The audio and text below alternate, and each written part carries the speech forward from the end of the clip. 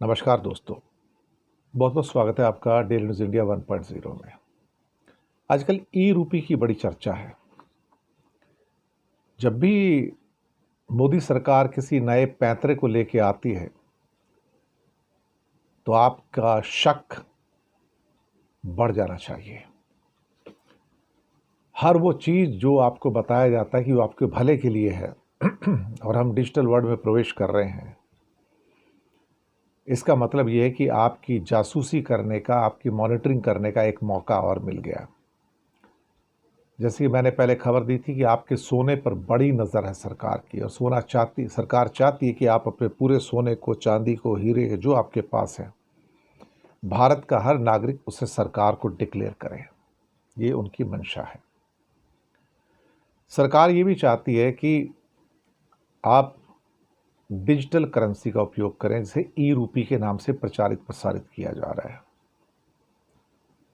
सरकार का कहना है कि इस ढंग से हमारी जो इतने सारे हम नोट छापते हैं, तो नोट छापने का हमारा खर्चा बचेगा, हमारे एटीएम्स की हमको ज़रूरत नहीं रहेगी,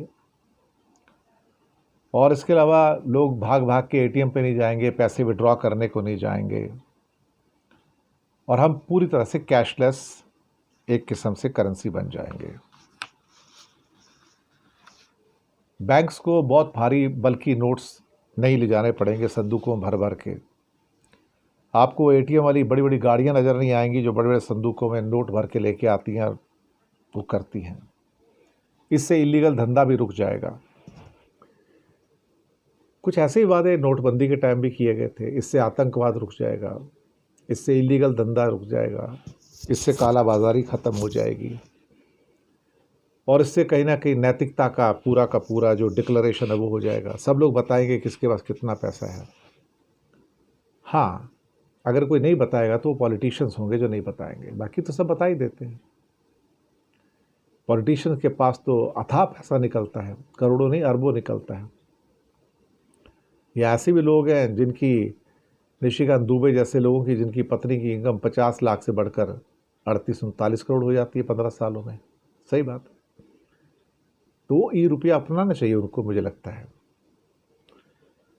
लेकिन अब मेरे भी कुछ सवाल हैं यहाँ पर।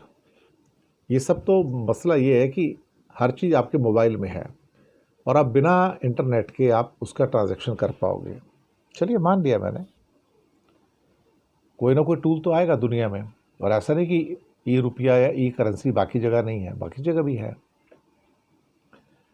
लेकिन आप जिस ढंग से जो बड़ी बड़ी बातें कर रहे हो कि अब ई रुपया दुनिया पे राज करेगा, आजकल बड़ी हेडलाइंस आ रही हैं, आजकल दुनिया पे राज करेगा, डॉलर थर थर कांपेगा साहब, दुनिया में डॉलर का राज खत्म, ई रुपी आया, अब रुपी ही चलेगा। अब बहुत सारे मूर्ख हैं ना ऐसे लोग, इनको बोले काम करो अपने रुपए के बंडल लेके कहीं चले जाओ और दुनिया के किसी काउंटर पे चले जाओ, सिंगापुर चले जाओ, दुबई चले जाओ, लंदन जाओ, पेरिस जाओ, मेलबर्न जाओ, सिडनी जाओ, न्यूजीलैंड में ऑकलैंड चले जाओ, जापान में टोक्यो चले जाओ, और उनसे कहो भाई साहब मैं ई रुपी लाया हूँ, आप लोगे क्या? ई रुपी छोड़ो, बोलो मैं देखो सब 50,000 रुपये लाया हूँ अपने साथ में, सर ये ले लो आप। तो क्या बोलेगा आपसे? कहता भाई साहब आपकी करेंसी दुनिया में एक्सेप्टेबल नहीं है कहीं पे, it's just a piece of paper for us, take it away. अब साहब कुछ लोगों को लगता है कि वो दुनिया पे ई रुपी ला के राज कर सकते हैं। मूर्खता की तो कोई सीमा तो होती नहीं ना। अल्टीमेटली इन्हें शायद ये नहीं पता कि एक बात समझने की ज़रूरत है कि जो लोग भी इंटरनेशनल करेंसी में ऑपरेट करते हैं, जो कंट्री भी ऑपरेट करते हैं जिनकी करेंसी इंटरनेशनल है, तो जितना करेंसी प्रिंट करके उतने अपने कंट्री में चलता है ना, उससे कहीं ज़्यादा करेंसी इंटरनेशनल मार्केट में चलता है। चाइना हाथ जला चुका है अपने इस मामले में, मैं सच कह रहा हूँ आपसे। चाइना इस मामले में हाथ जला चुका है और वापस आ गया। उसने भी यही सोचा था कि मेरी करेंसी इंटरनेशनल करेंसी बन जाएगी, लेकिन नहीं बन पाई। जैसे कि दुनिया के किसी काउंटर पे जाओ तो आप डॉलर एंड कैश करा सकते हो, वो कैनेडियन डॉलर हो, अमेरिकन डॉलर हो, ऑस्ट्रेलियन डॉलर हो, न्यूजीलैंड डॉलर हो, सिंगापुर डॉलर हो, आप कहीं भी एनकैश करा लो, दुनिया के किसी कोने में जाके एनकैश करा सकते हो। ये दुनिया की रिजर्व करेंसीज है। जापानीज येन हो गया, ब्रिटिश पाउंड स्टर्लिंग है, यूरो है, बस कहानी खत्म हो जाती है। या थोड़ा बहुत रियाल और दिरहम जो है सऊदी के और यूएई के, वो थोड़े बहुत चल जाते हैं, बाकी तो दुनिया में कुछ चलता नहीं ना। और हमारा रुपया तो कागज का टुकड़ा है, इसकी तो कोई वैल्यू नहीं है। दूसरी बात, आज भी दुनिया भर में जितना टूरिस्ट जो ट्रैवल करता है किसी कंट्री से किसी भी कंट्री में जाए, तो अधिकतर टूरिस्ट अपने साथ कैश के अंदर पैसे लेके जाते हैं, ई डॉलर लेके नहीं जाते, ई यूरो लेके नहीं जाते, ई येन, ई ब्रिटिश पाउंड स्टर्लिंग लेके नहीं जाते हैं भाई। मैं विदेश में गया तो मैं अपने साथ कैश लेके गया, क्योंकि मुझे मालूम है कि मेरे पास दूसरा कोई ऑप्शन नहीं है, मेरा रुपया वहाँ चलेगा नहीं, तो मेरे को डॉलर चाहिए। तो डॉलर कैश में होगा, कैसे होगा? बिल्कुल कैश में होगा, रोकड़ा नोट। तो ये सब चीज़ें बड़ी इंपॉर्टेंट हैं। जब आप दुबई जाते हो तो आप दिरहम लेके जाते हो, आप बैंकॉक जाते हो तो आप वहाँ पे थाई बाट लेके जाते हो। हमारी करेंसी मान्य नहीं है ना, वो दिक्कत है सारी की सारी। अब आप उसके बाद कहो कि मेरी छपाई का खर्चा कम हो जाएगा, मेरा रंगाई का खर्चा कम हो जाएगा, मेरे एटीएम के खर्चे कम हो जाएंगे, लेकिन आज भी भैया हमें समझने की ज़रूरत है कि ऑलमोस्ट 40 लाख करोड़ के करेंसी नोट सर्कुलेशन में हैं। इस बात का मैं आपको एक उदाहरण देना चाहूँगा।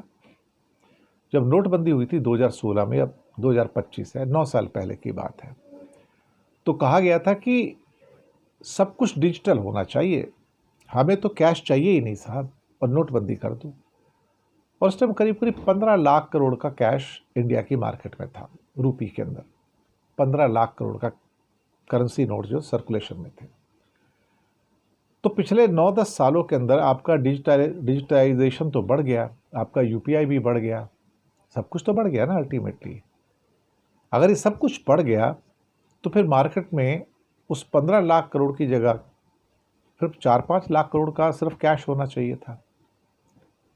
तो फिर ये कैश की संख्या 15 लाख करोड़ से बढ़कर 40 लाख करोड़ कैसे हो गई?